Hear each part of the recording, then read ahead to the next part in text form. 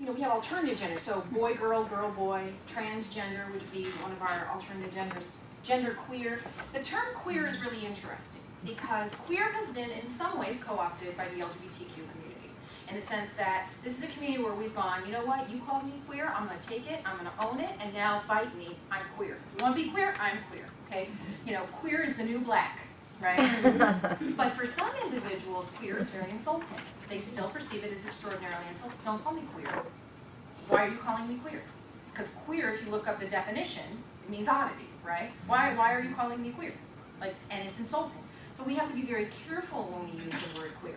Someone who identifies themselves as gender queer, though, means it in one of two ways. Either they don't have a gender that conforms to the binary, or maybe they do have a gender that conforms to the binary, but they identify as homosexual or bisexual in conjunction with gender, not, with being transgender or with being a gender conformist. And we're going to talk about that transition because it gets really, really confusing. But let me give you an example of that. I recently was working with a photographer who was doing a lesbian wedding. And he had just shot the lesbian wedding, and he called me up.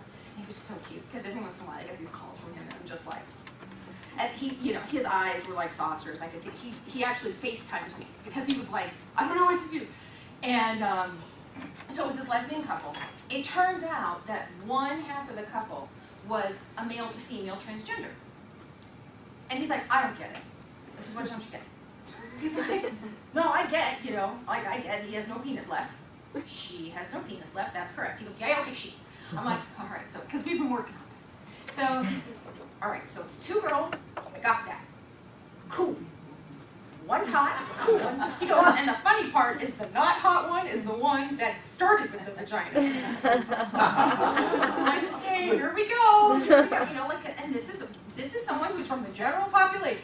So he goes, okay, so the one that didn't start with the vagina, who now has the vagina, why on earth would she have done this to herself? Because now she has to deal with being a lesbian. And I was like, deal with being, you know what I mean? And I actually know this person very well, and he's actually a huge proponent of the LGBTQ community, and he does all this work. And he goes, no, what I mean is, you and I both know, and we all agree, it's difficult to be homosexual in our society. And as much as it's gaining acceptance, it is not accepted and well embraced by everyone. And it may never be. As such, his thought process was, why would you make your life even harder by choosing to become a lesbian? Because when you had a penis, you were a heterosexual man. And he's saying it to me like this. He goes, so you didn't have to deal with all the sexual orientation crap. You could just marry your wife.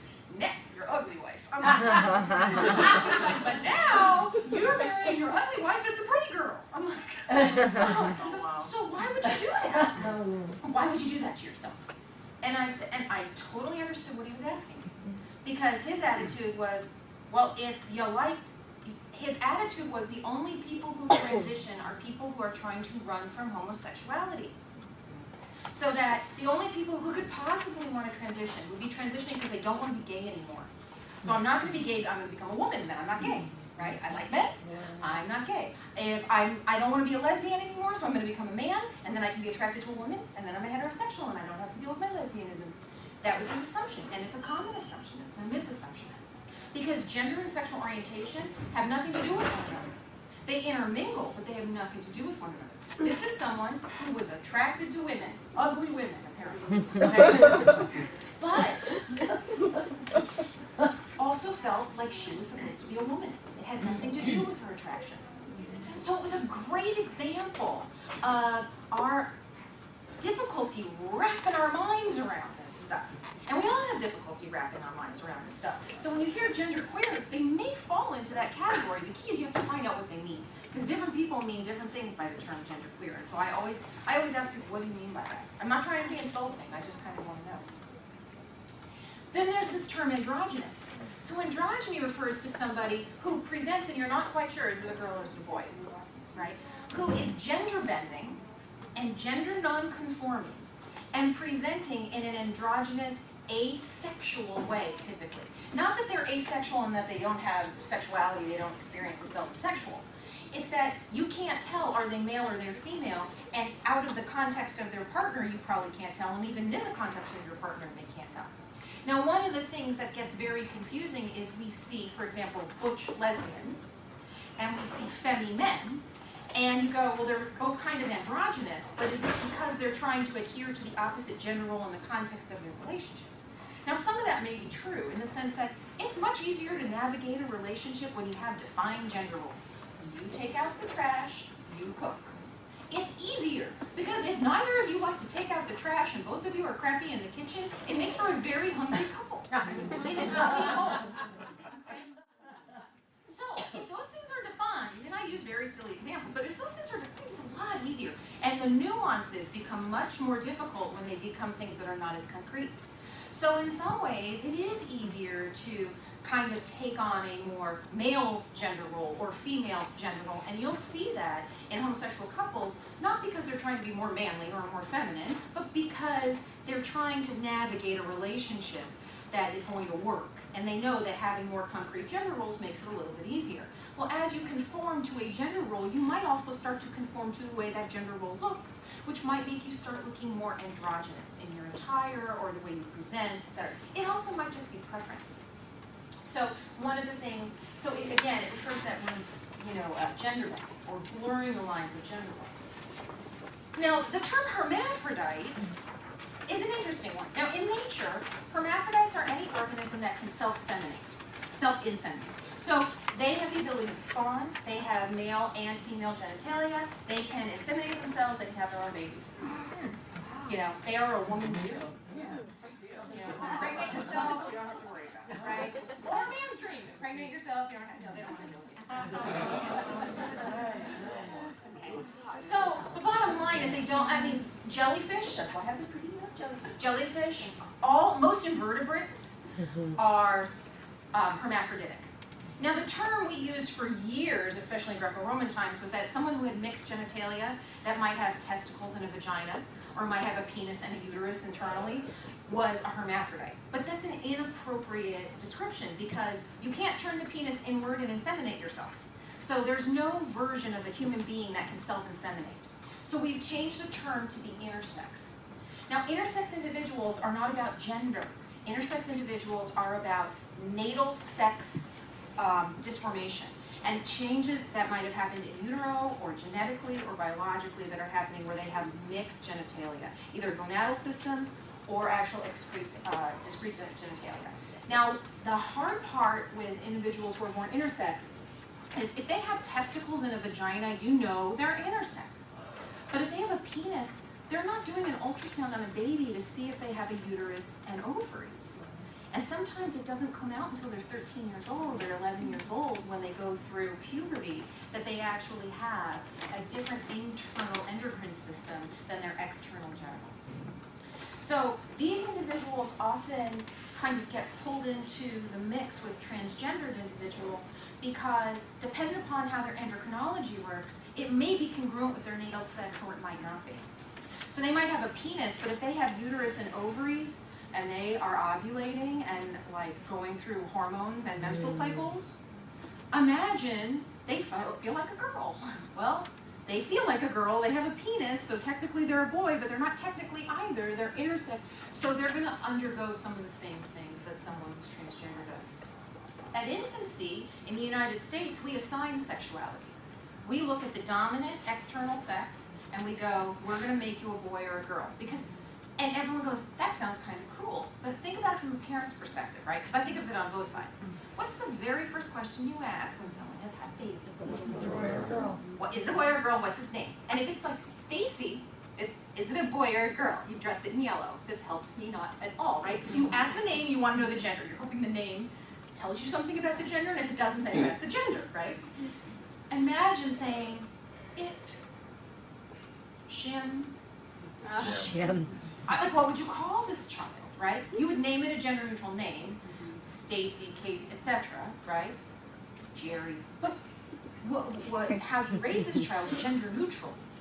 Okay. Now in Europe, and not England, because England's kind of backward in a lot of things, but actually in the Netherlands, what they do is they train the parents to raise this child in a gender-neutral setting. What we know from social psychology is that children tend to choose the majority of same-sex playmates around age 2.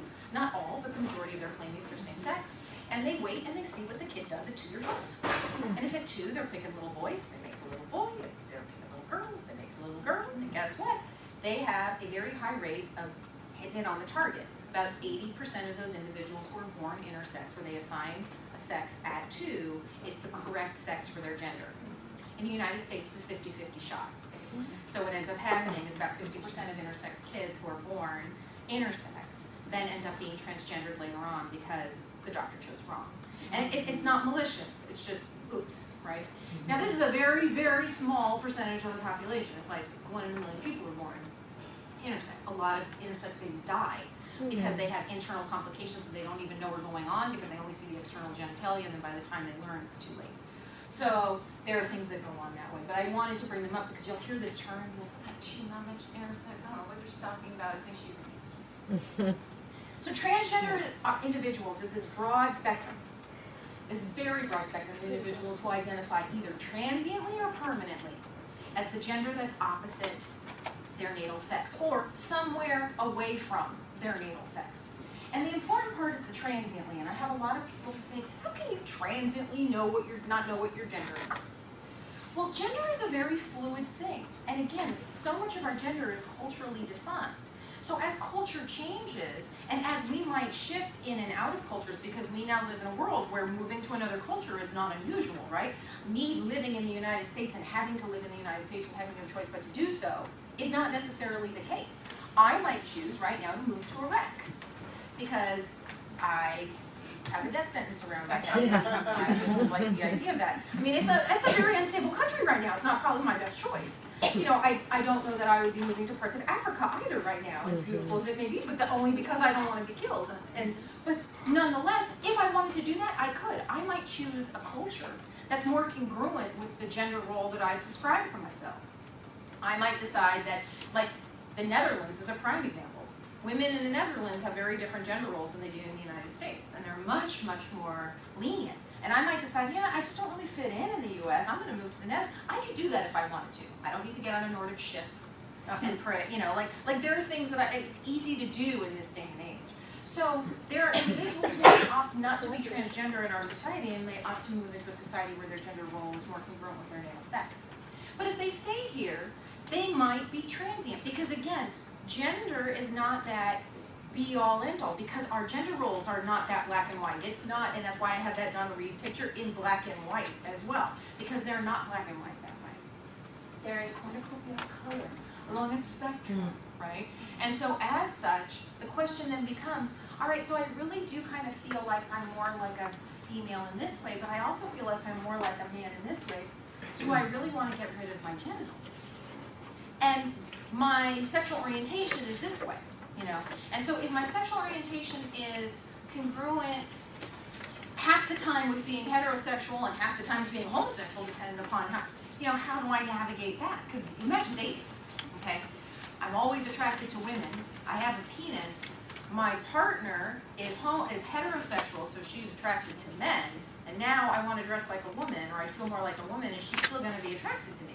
Like, if she's not a lesbian and she's not bisexual, this could be a problem for her. Now, if I'm okay still dressing as a male, but taking on some of the more feminine aspects of a gender role without a full transition, will this still work? Or will I be comfortable with that? Or do I really want to transition? So you'll see individuals trying on different hats, if you will. And that's why it can be transient. Now, a transsexual is a person who has decided, I am going to transition to the other sex as we define it in our culture. Now, you have female to male, often called trans man. So we call someone a man. If they're a trans man, they started out genitally female and they're now presented as a male. And you have male to female, M to F, which is a trans woman. And one of the things that can happen, there are many things that can happen in order for this transition to occur. And that's why I gave you the WPATH standard, because it goes through all the different pieces and parts. But ultimately, there's living as the opposite sex without any sort of alteration to your biochemistry or your physique. Then there is living as the opposite sex with hormonal changes, with hormonal replacement. There's living as the opposite sex with hormonal replacement, and then plastic surgery for physical modification that does not involve sexual reassignment. And then there's the final step of sexual reassignment. So we have what we call pre-op, post-op, and non-op statuses with top and bottom surgeries. So top surgeries typically refer to any of the physical things like breast augmentation or removing breast, double mastectomies, shaving down the Adam's apple. It can refer to changing the shape of the cheekbones, adding glute implants, changing the shape and contour of your legs. So it may not all be on top, but it's not your genital area that you're doing. When you talk about bottom surgeries, that's when you're talking about sexual reassignment surgery. Now, pre-op and post-op makes sense. Non-op. Now, non-operative individuals are not individuals who won't have top surgery. They may go through all of the top surgery, but they're non-operative with regard to genital change. Now, some of the phases are, in order for you to go on hormones, to change your sex hormones, you have to go through 18 months of therapy typically before an endocrinologist in this country will allow you to go on hormones, or you can do it concurrently or at the same time. In order to get sexual reassignment surgery, you have to have lived with hormones for 18 months and gone through 18 months, and it can be at the same time, in order for a physician to say, yes, I'll do a sexual reassignment surgery, because there's really no going back. And I have a lot of people say, well, so if they're non-operative, they're not really committed to their new gender. And that's not true. And here's what I mean by this. The hormone changes in and of itself are difficult to deal with, okay? Because imagine there are hormone suppressors, so if I'm a female to male, you can suppress my estrogen levels, or there are hormones that you can add, so we can add testosterone, right? So we're lowering my estrogen and adding my testosterone. Now, so imagine, estrogen is a natural antidepressant agonist, meaning in the system, it actually amps up your natural antidepressants, your endorphins and all of those things. It also increases and boosts any external antidepressants you might be taking into the system, your Wellbutrin, Zoloft, etc. So you're now suppressing my natural antidepressant agonist. So the likelihood that I am going to become depressed increases, okay? And you're adding testosterone, which increases the likelihood of me becoming aggressive, okay? So now on the flip side, you're lowering testosterone for the men. So you're suppressing their testosterone in the biological male. Now in men, biological men, testosterone serves as an antidepressant as well. But you're lowering their threshold for aggressiveness, which is in some way good or bad, right, depending upon the individual, because that aggressiveness might actually manifest as assertiveness. So the individual might become meek as a function of suppressing their testosterone. And you're adding estrogen, so you're putting them on an emotional roller coaster, is what you're doing. So because estrogen in the male body, in the biologically male body, does not work the same way as it does in the biologically female body. And so all it does is put them through a constant period phase. They are PMSing all the time. Okay. So when you say this person is menstrual, they are, because you put estrogen into their system, right? So having to go through that is bad enough. Now you're talking about surgery to a part of your body that you might be attached to. You're physically attached to it, but you may be emotionally attached to it as well. And I have yet to find a man that I have said to, I want you to close your eyes and imagine a big blue sky and a little teeny teeny. And I want you to put your penis into it and whack! Now most men take offense to the term little teeny. But nonetheless, no, I can't imagine too many men that are like, sign me up for that surgery, right? Because there are nerves, it's innervated, right?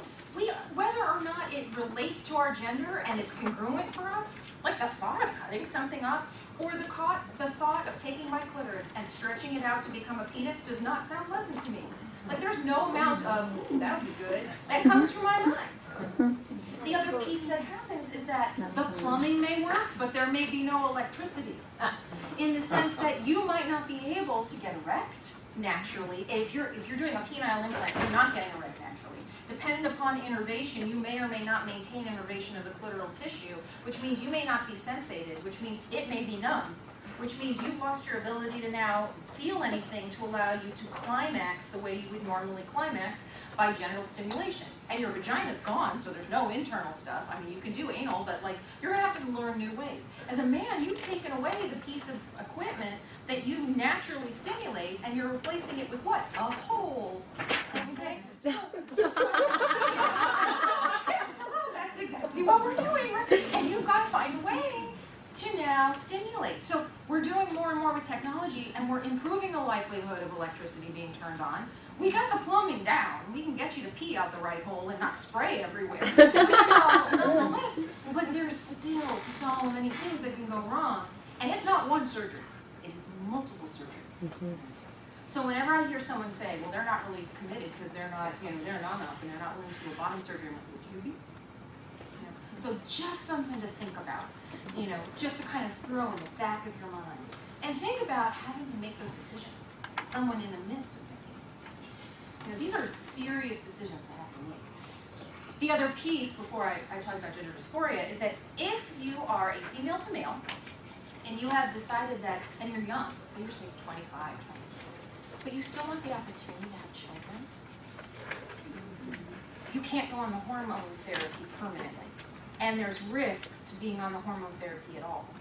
So you can be on, a lot of times what they will do is not suppress the female hormones and just add the testosterone. Because they want to keep your natural ability to be able to have kids. And you're not going to go through sexual reassignment surgery. So there are people who will wait until their childbearing years are over, if they're female to male, before going through the sexual reassignment, because they want the opportunity to be able to give birth to their own children. So, I mean, just another thing to consider. Now, the term gender dysphoria is in the new DSM-5, and there used to be a term, gender identity disorder, which pertained to anyone who was transgender or transsexual was automatically gender identity disorder, which is just really pejorative and antagonizing. Now, the notion of gender dysphoria is that if you are a transgendered or transsexual individual who is experiencing distress as a function of your transgender status, you then have transgender dysphoria or gender dysphoria. And essentially it's, are you distressed over what you're going through? Well, normal, and again, I like it a lot more because it's not as derogatory and pejorative. It makes sense that people would be going through difficulty during this time. But for someone who's fully transitioned or has really come to a place of acceptance and inner peace, they don't have gender dysphoria. And previously in DSM-4, they still had gender identity disorder. So doesn't matter that you're okay with it, you still got gender identity. Really? Come on. So I'm really glad that we have seen that shift. Now, sexual orientation, we know, right? So it's along a continuum. You've got heterosexuals, homosexuals, bisexuals, asexuals, and pansexuals. Now, most people are like, I was with you till bi. So, but I want to start it bi, because the assumption with bisexuals is that you're equally attracted to both 50% men and 50% women. Half the people I like are men, half the people I like are women. That's not true. There are people that 70% they like are men, 30% are women. Or 80-20, or 60-40, or 55-45. It's not as black and white as 50-50. And it might be very well the case that you have someone who's maybe close to 50-50 attraction. Like if you threw up movie stars, they're like, I want the couple, right? They are 50-50 attracted to both genders and both sexes, but they don't get along with one particularly well. Like they find that every time they're in a relationship with a man, because of the way that they define their own gender roles and the way that they interact in a relationship, it's awful. And that they get into fights constantly, and so they're better off being in a relationship with a woman. And it's not that they're still not attracted to men, it's that they know that logistically they're better off dating women. So that person would still identify as bisexual even though she's in a lesbian relationship. So her sexual orientation is not determined by whom she's married to. It is determined by whom she's attracted to. And it's not necessarily even by whom she behaves with. Yeah. Okay, so I'm trying to figure out how to title somebody. No, it's someone I'm thinking of. So by day, businessman wearing his suit, he's married. As soon as he gets home, he puts a skirt on and dresses like a female. But he's attracted to men mostly, but he's married to a female. Okay. What do you call that? Well, there are a couple pieces. Now, typically, straight men who choose to cross-dress are called transvestites. And it's a type of fetishism. And I treat fetishes all the time, but I don't treat them the way most therapists treat them. They treat them as something that's dysphoric and problematic and we need to kind of get rid of. And I'm like, is it causing you a problem? Nope. Well, then we just need to find a place that fits your ass because your butt doesn't fit in most clothes. And like, even like Bryant doesn't carry your size. So your problem is not the fact that you're cross-dressing, it's that there aren't any dresses that fit you. So we're just going to help you learn to sew. So there's that. So if he were merely married and cross-dressing, then it would be a function of being a transvestite. Because he is married to a woman, now the question becomes, is he married to a woman because he's attracted to women, or is it a marriage of convenience? Right. And I don't have an answer for that. Well, he's attracted to her. They have a lot of sex issues, though. Okay. And he's more attracted to men. He's never been with a man. Right. Now, so I would identify him as bisexual because he's attracted to both. His sex issues with the woman, now it might be the case that his sex issues with the woman, it is in fact that he's not attracted to women, but he has internal homophobia, and he's got so much internalized shame about being attracted to men that he feels like, oh, I just gotta make it work, even though like I really don't like pussy. Like that's, like I just say, like I'm sorry. But okay, bottom line is, so if that's the case, then he really is homosexual, but it's just that he has the internalized homophobia. But based on his behavior, it would be bisexual. Now, cross-dressing could be a function of gender change, but it's probably a drag queen piece, which is different. So you have gay men who are drag queens, and you have lesbian women who are drag kings, and they cross-dress. And it serves a similar function as a transvestite, as the transvestic fetishism for straight men. So it's identifying with their inner diva, but it's not because they feel like they should be a woman. Okay. So if he believes that he should be a woman, which is separate from his sexual orientation, ignoring to whom he's attracted, then that would be transgender. Make sense? So if he's dressing like a woman at night because he feels like I really am meant to be a woman and I'm doing this man thing because I have to, but I really don't like it and it doesn't resonate with me, what resonates with me is being a woman, then he would be a transgendered individual who is currently, ready for this, kind of living out a lesbian relationship, but actually a straight woman. Wow. Okay? Yeah. See how this gets convoluted? Yeah. And horribly complicated, and then you gotta wrap around it, and you whiplash for wrapping around again, and so it's complex. And part of it is figuring out what's underlying. Is it that I'm cross-dressing because I get sexual, because the other piece is transvestic fetishism, there's a sexual attraction to the cross-dressing. There's something sexual and sensual to it, and it's a turn-on. It's like a foot fetish. Like it's a turn-on to do this. Yeah, it's fetish-driven. And drag queens and drag kings, it's an alter ego. And which is different than I think I should be a fill in the blank. So a lot of it's going to kind of depend on where that person is kind of psychologically. Yeah. What if at age 5 Yes. a male started cross-dressing? Dressing. So how can that be a turn on for say at Right. age 5? Now, not all cross-dressing is about sexuality. At 5, when you see little 5-year-olds cross-dressing, it's typically indicative of one of two things. Either they're very connected to the mother, very attached to mommy, and dressing up in mommy's clothes. Not because he's sexually attracted to mommy, but it's an attachment piece.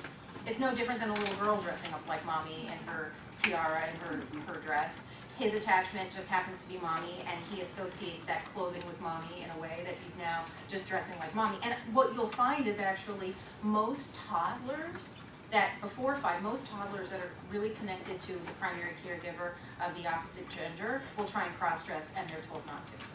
So most little boys that are really, appropriately attached to their moms will try and put on their shoes and stuff, and then dad points out and goes, get those shoes on. And if the little girl is really attached to her dad, is trying on her dad's clothes, nobody thinks twice about that, which is really interesting, right? So, but at 5, it can be that. It can also be an early manifestation of transgender status. The thing about 5-year-olds and young kids, it's really, really hard, is that they don't have a way to articulate what's going on for them internally, right? So, one of the things that's really, really difficult is that individuals who are transgender are going through a tremendous amount of internal confusion and internal flux. Because on the one hand, society tells you one thing, on the other hand, your head is telling you something else, on the other hand, your heart is telling you something else, on your other hand, your penis is telling you something else. I mean, you've got 15 hands, you're like a freaking hydra, right? So it's like, what do you do, right? And so, but a 5-year-old doesn't have the cognitive capacity to, in any way, shape, or form, be able to lead through that. They're too concrete. And so sometimes it manifests literally, and then, oh, girl, I like that.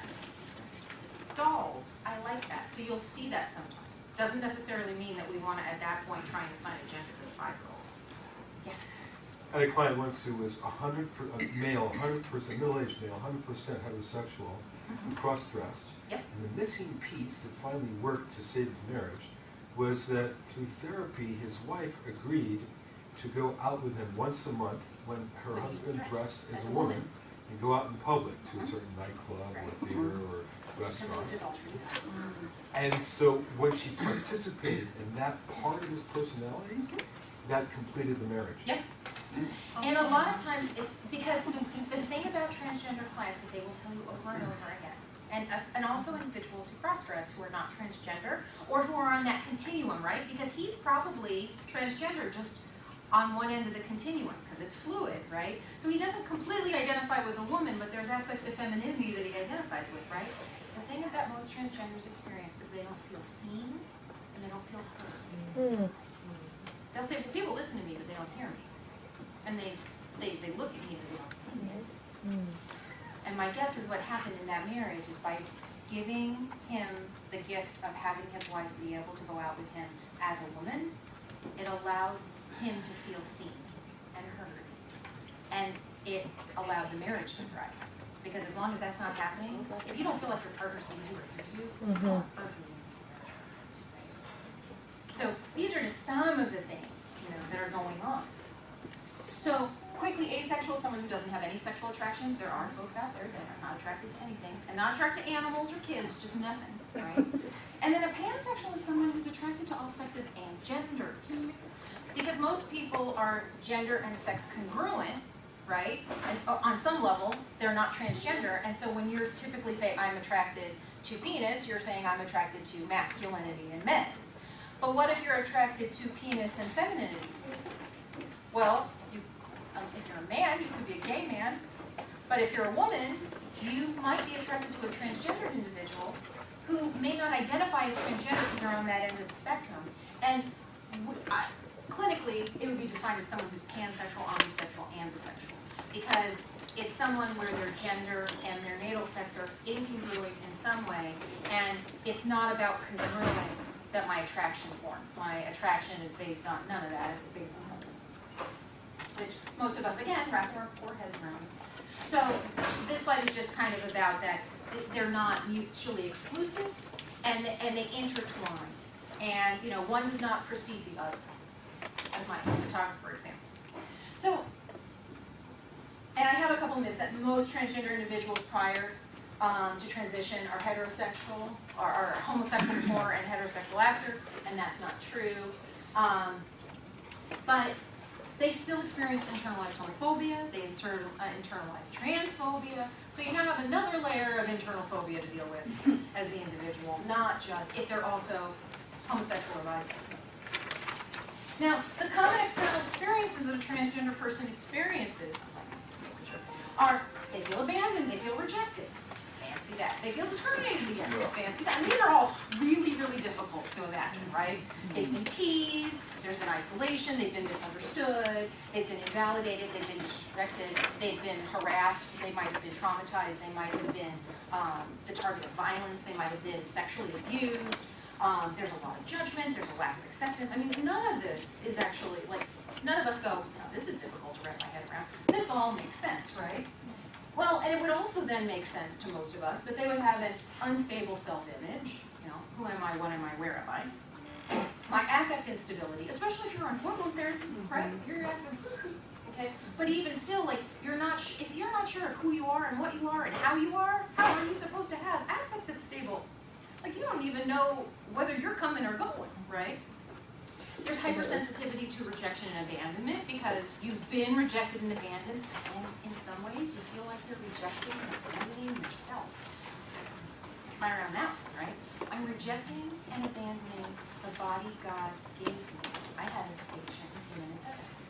God gave me this body, and I'm rejecting it, so now I'm rejecting God. It's amazing how A plus B equals C, so you're like, ooh, okay. And then all of a sudden the questions about religion and higher power. Okay, now imagine that person in recovery. Okay, right? So there's feelings of emptiness. Who am I? If I don't know who I am, how can anyone else? And then God doesn't like me anymore because like I'm mad at God because he gave me the wrong genitals. So, okay. Self-harm and suicidal ideation is really common in this population, as is drug and alcohol abuse. Really common in this population. Now, do any of these sound familiar? These symptoms, this cluster of symptoms, is very similar to that of borderline personality disorder. And most people who meet individuals who are transgendered in therapy experience these borderlines. They're like, they're borderline. They're totally borderline. And I'm like, their internal experience is identical in many ways, and external experience of that as a borderline. But it doesn't mean that they have borderline personality disorder. The traits might be trait as opposed to a state. So if they are trait, and they are in fact, that they have borderline personality disorder on top of transgender, then you're going to have to do a borderline, okay? But it could be that as they start to transition and internal integrity starts to be formed, those behaviors drop and they start to subside. It doesn't take away past trauma, it doesn't take away past abuse, it doesn't take away their past history, but their ability to interpret, extrapolate, and deal with it changes because they now have different coping skills. Because you can't develop coping skills if you don't feel like your internal integrity is gone or non-existent. So this, when you start working with them and you start building that internal integrity, then they can actually start to build coping skills. Because essentially, borderline personality individuals are individuals who have no internal integrity, which is why they have no problem cutting their external integrity, right? I mean, it's a violation externally because they don't feel anything internal. So one of the things we're always doing with borderlines is trying to build them, and then we're like, okay, there's nothing to work with. There's no building blocks. Transgenders is building blocks. It's there. You just have to find it and then piece it together and help them piece it together. And as that happens, a lot of those behaviors subside. So we're going to use, when you have someone who's transgender, who's not presenting specifically for transgender transition work, you're going to approach them the same way you would approach someone with borderline personality disorder. And a couple of things you want to keep in the back of your mind, though. These individuals have higher rates of body dysmorphic disorder. Again, as they start having surgery and they start redefining their new gender through their new, my breasts were big, oh, now I want them bigger. Like you can start, and there can be addiction to surgery as a function of that, so you have to be careful and you have to watch for it. And you have to be careful not to get into that slippery slope of, do I look feminine to you? And you'll get asked that question as the therapist, right? And as the counselor and as the person that's working. Do I look like a female to you? Do I look like a male to you? Do I pass? And they're asking, do I pass? That's what they want to know. And you're going to have to gauge how to answer that question because you don't want them to become enmeshed with you, right? So we kind of understand this importance of, this awareness, right? So what are we going to do? Some common questions. What pronoun do I use? You use the pronoun that the individual presents with. So if they're presenting as male, they're a boy, man, him, he. Female, opposite. If I'm not sure, I ask. Now, what you don't want to do is isolate just one person in the room and not ask anybody else, because now you've outed that person. So you go around the room and you say, in the group, okay, I want you to identify, say your name, and tell everyone whether you want to be identified as he or she. Period. And then everyone in the room does it, including your transgender client, so they don't feel like they're being singled out. And a lot of times I do this offline. I don't do it in the middle of group. I ask them, and then we'll do that exercise, and that way that person has the opportunity to do it in front of the group separately, but you already know what pronoun to use. Our anxiety becomes really hard to handle a lot of time when working with transgender individuals, and it's typically because we feel incompetent. Because we feel like we don't know what to do, we don't want to mess up, we don't want to make things worse, right? So what we end up doing is our body language gets all like fidgety, and we fall back on all the things that really, really just telegraph that we are uncomfortable around this person. And unfortunately, because the person has a history of trauma, they're not experiencing it as, oh, well, she's just uncomfortable because she doesn't feel like she has the cultural competence to deal with me. They're experiencing it as, she's rejecting me. Okay? So we have to be hypersensitive to that in a lot of ways. You know, especially, and if we're avoiding things, you know, our tendency is sometimes to avoid things that we're uncomfortable talking about. And sometimes the elephant in the room has to be called out as the elephant in the room, right? And so, and sometimes it's about being real. You know, when I'm with my clients, and I have a client who's pussyfooting around terminology, I'm like, did you just want to call it a cock or call it a penis? Tell me which one. You know, like, and they're like, oh, she just cock. Well, I really prefer dick. Okay, as long as you don't call me a dick, we're good. You know, so I mean, sometimes it's about, and you know, then if you're in a group like that, you're going to establish boundaries. You know, if we're going to be talking about genitalia, there are certain things that you know people are uncomfortable with, and we don't want to offend anyone. And for some people, the terms dick, cock, pussy are really offensive. So we're going to use the term, and you just set the tone. We're going to use the words vagina and penis to refer to anything genital. Okay, you know, people are like, hey, what's up, her? You know, like, so we just have to be that sort of. We have to be aware of our countertransference. You know, are we making assumptions about this person, good or bad, having to do with their transgender status, that are going to affect my ability to work with them competently in the context of the setting that we're working? Because again, they're typically presenting to you not for their transgender stuff, but for everything else, right? And the question I got asked earlier is, okay, so they come into RTC, where do they put them, right? So if I have an M to F, and they are now female, whether they've gone through surgery or not, they should be in the women's residence and in the women's groups. They are going to be in a room by themselves. You do not want to deal with having that liability. You're going to run them in groups with other women. But you have to be hypersensitive to the other women in the group who may have been traumatized by men and have issues with men, and this one still has a penis. Okay? So you're going to have to address that. The way you're going to bridge that gap is that this woman who still has a penis was probably traumatized sexually as well. So they both have the history of sexual trauma in their back pocket, and that's how they're going to relate. And this is one of those things that you're going to have to call out in a group before the person joins the group and after the person joins the group. And you're going to have to talk to that person before the group starts. Because it might be the case that group therapy is not going to work for this person. And it might not be an appropriate placement for you, right? But you need everyone in the group to feel safe. That means the people there as well as the transgender person. If you have everyone there not feeling safe, they're going to lash out against the transgender person, they're going to lash out against you. You've just lost any chance that this person is going to stay in recovery. Not just the transgender, but everyone else in the group, right? Because now it's not about their recovery, it's about this. Okay? So, but you've got to deal with it up front. We're going to deal with our internal biases and just paying close attention to ourselves, you know. We have all those judgments. What does this mean about the person's act? You know, if I start hearing myself say that, I'm like, ooh, okay, step back, step away, you know, it's that kind of thing. So that's when I start to have to really do work and seek consultation. So, and I give you in your handout some steps for you to just kind of consider, you know, being self-aware. I mean, that's a given. Being objective. And objectivity starts with cultural competence. And I always tell people that. You can't be objective if you don't know what, you can't play a game fairly if you don't know the rules. Okay? So objectivity is about cultural competence. If you do not feel like you understand, seek consultation for someone who does so that you can be objective. Communication is key. These are individuals who don't often know how to communicate themselves, and you modeling good communication is not only going to help them, but everyone else in the group, and make sure that this person does not, in the context of your treatment, experience the horrors that they potentially experienced outside. And then arming them with ways to deal with the outside when they do continue to experience such atrocities. Because let's not bury our heads in our sand and like pretend like, you know, everything's going to be great. I'm not Pollyanna that way. You know, and that's one of the things I said, things are, you know, maybe great in our office, but as soon as you get out there, you know, and I got to own that, and they have to be able to deal with it. And so communication is going to be key for that, and empathy. We can model empathy. They have to learn to be empathic toward themselves. And if I can't be empathic towards them, there's no hope for them developing internal empathy, internal integrity, those borderline traits subsided, etc. And then we're creative. You know, this is a group you're going to have to be creative with, because you're going to be like, oh, okay, wait a minute.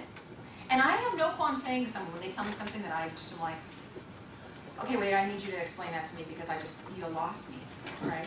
it's not bad to do that with this population. You would do that with any of our clients. If they lose you, you say, well, back up, I didn't get it. Don't be afraid to do that with them. And then be creative with solutions. And you're going to have to be creative with solutions because these are people that don't fit into a box. Okay? Again, the WPATH standards of care, they're great. I highly, highly, highly recommend them. And they go through, like if you have someone that's transitioning and going through surgery and the hormone stuff, you can see what to expect. And then all the references. Including my husband.